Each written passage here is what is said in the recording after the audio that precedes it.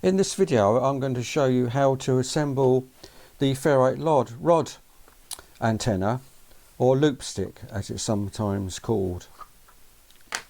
If we look inside here, what we've got is a central winding of 22 turns, which tunes to the 80-meter band.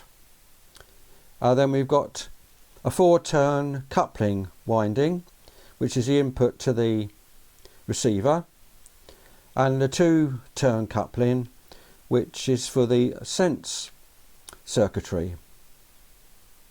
Now, when I first tried to put one of these together, what I did was to wind the coil on the ferrite rod and then try and push it through the tubing into the correct position. Quite a torturous job, something like trying to get the model ship into a bottle, and made more difficult because you've got these flying leads coming out for the connections. So definitely not the way to do it. So after several false attempts at trying various ways, I come out with a much better solution, which I'm going to show you today. So okay, so what we do instead is we prepare our tubing like this. So we've got a cutout which is 25 millimeters wide, an inch wide, and half the circumference of the tubing. And then we wind all the coils on a former like this, which then can just drop in like so. And then the ferrite rod we can just insert in the end and thread that through. Job done. So I'm just going to show you how I do that. Now, what you will find is you'll need to, set out where this cutout is going to be, and what I use is just a small, I think this is probably 10mm by 10mm aluminium angle. Could use plastic. That allows you to draw along the length of the wire, the tubing, like so, and then to get a nice neat line around the tubing, you have to sort of be a bit inventive and find something will do the job. And I've used here a little bit of don't know what you call it, a plastic thingy, which I can just slip over and then use it to draw my guidelines. Okay, so the antenna is mounted in a piece of plastic tubing, which is standard central heating pipe, about 15 millimeters diameter, outside diameter, and the internal diameter is something a little over 11 millimeters. Quite soft to work, so not a big problem to take out this cutout.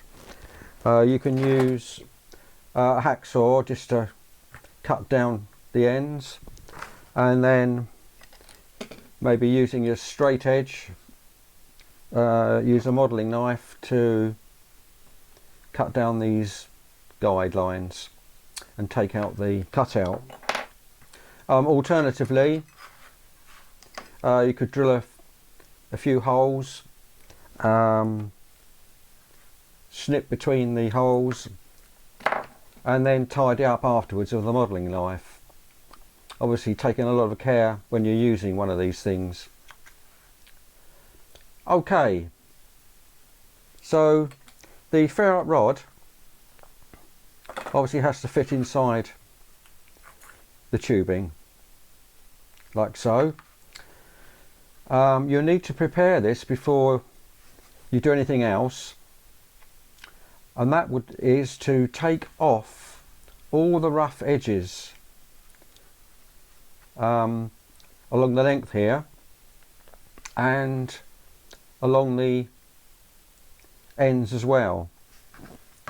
That's because when it's supplied, these edges are quite rough, and they need to be removed because you've got to slide on your coil sleeving when you assemble the radio, and you won't be able to do that if these aren't nice and smooth to fit the feel. So you don't need to completely move ridges. Make sure it just feels nice and smooth, and you can use some emery paper or a fine file like this to do that. Okay, well, we're going to make the sleeving for the coil by using the ferrite rod as a former. So what you'll need is some sellotape that's 1 inch wide, or near 1 inch wide anyway, and you'll need about 4 inches of it, 100 millimeters. And what I'm going to do is wrap this sellotape round the end of the ferrite rod. Now 4 inches will give you about 3 layers.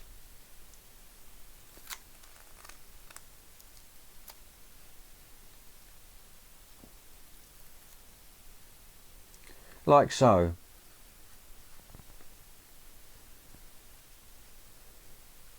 So this sleeving is only required to be left on the ferrite rod when you form the sleeving for your coil. So what it does is provide a bit of extra thickness to the diameter of the ferrite rod. So when you come to reassemble the antenna and insert the ferrite rod into the coil, there should be a lot more freedom for the sleeving to slide along the rod. Okay, so for the sleeving itself, I use brown paper wrapping. I've tried several paper types to form this sleeve, and this is the type of paper that I'd recommend, because it's very thin, but it's got a degree of stiffness to it. It's also got a nice shiny side to it. So if you put that on the inside, that's going to help us when we want to slide this over the ferrite rod. So it's 25 millimeters wide. That's to fit the cutout in your tubing, and 50 millimeters long. Now in this case, what I've done is put a piece of double-sided tape 10 millimeters wide so that we can secure the sleeve. So I suppose you could use just sort of some paper glue if you haven't got any of that. So anyway, let's take the backing off the double-sided tape and then wrap the sleeving round the ferrite rod, round the sellotape end, like so.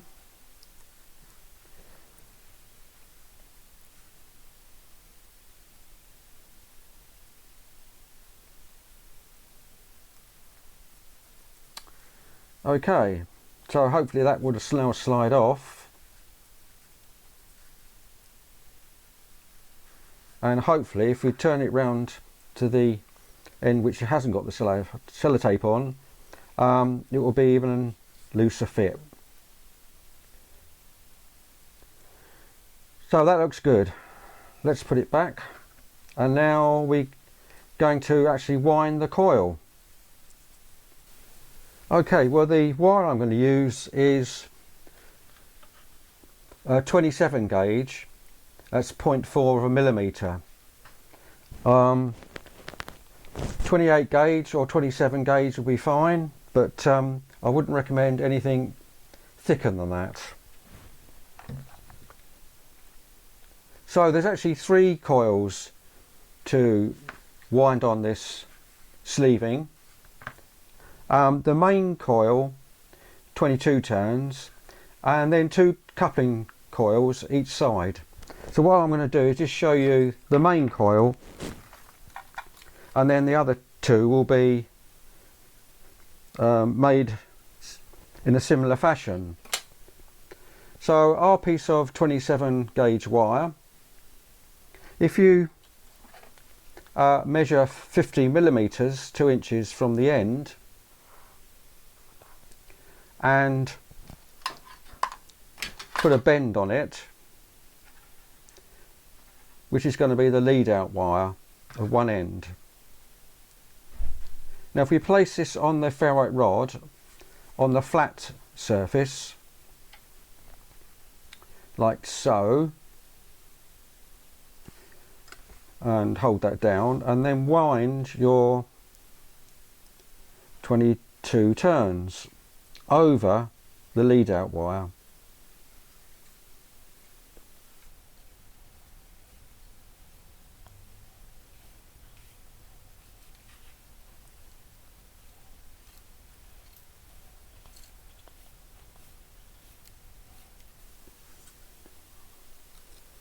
.22. Okay, and then just loosely twist the 2 ends of the coil together. So you can see by doing it this way, the coil will stay nicely in place after you've produced it. So the other 2 coupling coils you wind either side in a similar in a similar fashion, and just make sure that you wind the coil in the same direction for the other 2. It might help for you to remind yourself by putting a little arrow to show you the direction that you need to wind the coils. Okay, well here's the completed coil. 22 turns for the main coil, and then a 2-turn coupling for the sense circuitry, and 4 turns for the input to the receiver front end. Now I've cut the lead out wires to fit the box, and the sense coil, the lead outs need to be about 25 millimeters, and then the other 2 20 millimeters. So the next step is to take off the enamel from the ends and tin the wire.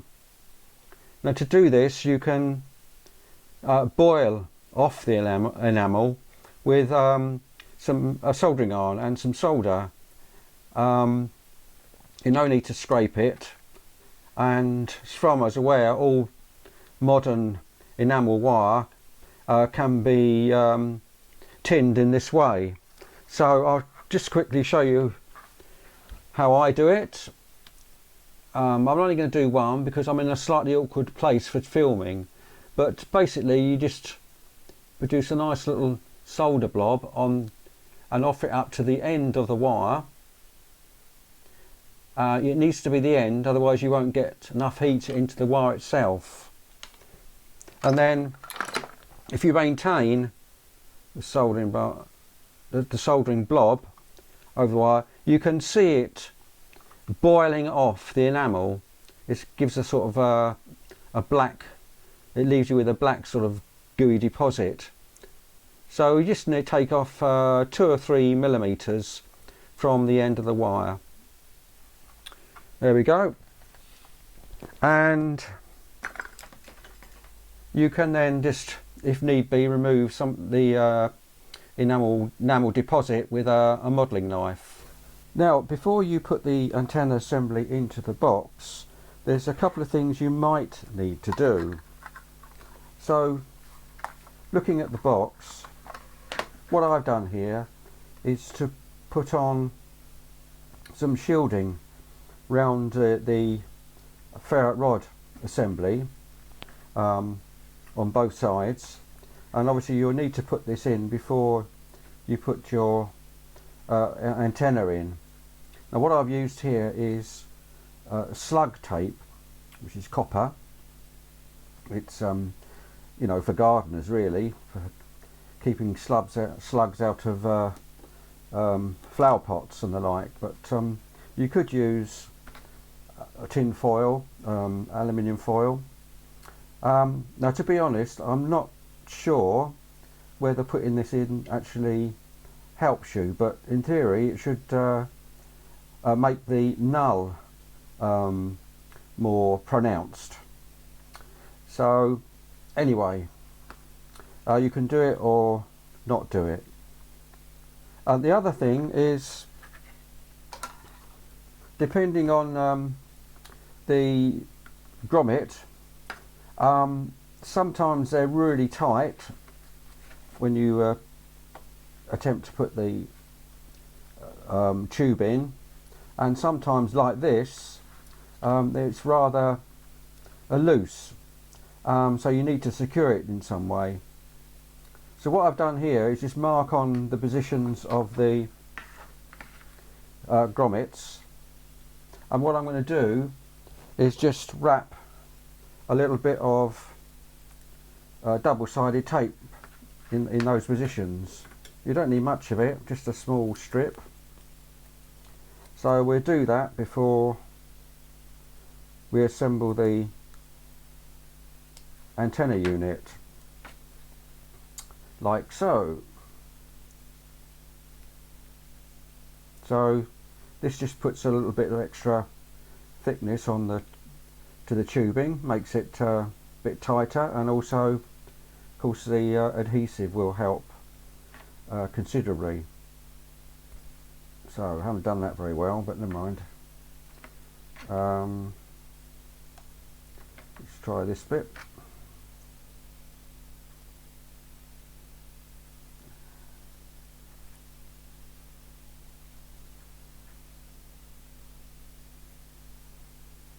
Take off the backing, and there we go. Again, not made too great an effort a job of it, but anyway.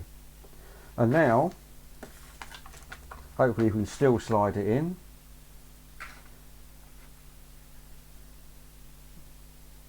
Past the first grommet and into position, like so. So that's really made it a solid fit, and I'm sure in time the adhesive will set a bit more and you'll have a really good solid assembly there. Okay, we're ready to assemble the antenna. Just before I do that, just worth mentioning that the ferrite rod is not actually round. As you've probably noticed, it's got two flat sides.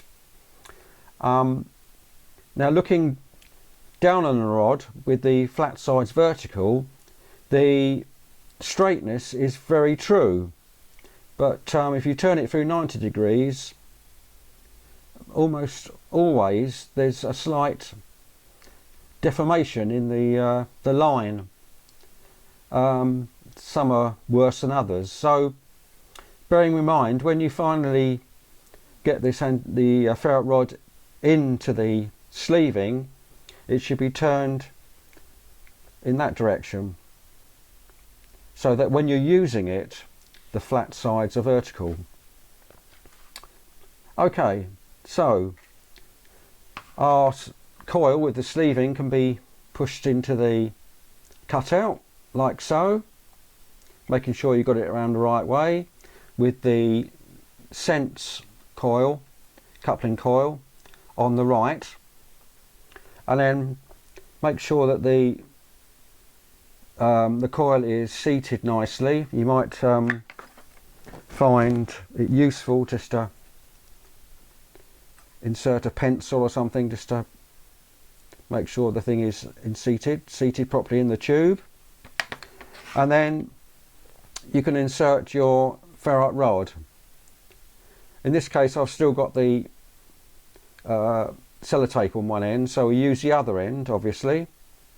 Let's go this way, and with a bit of luck it will slide all the way through. And there we go, all ready just to solder the lead outs in the correct place. It's worth mentioning at this point that the wires for the sense coil, depending on which way you solder them round, will determine which way the sense works, and you won't be able to find that out until you actually use it with some distance between the receiver and the transmitter. And so you might find you have to swap the two lead outs around to get the sense direction that you want. So almost there. Thanks for watching.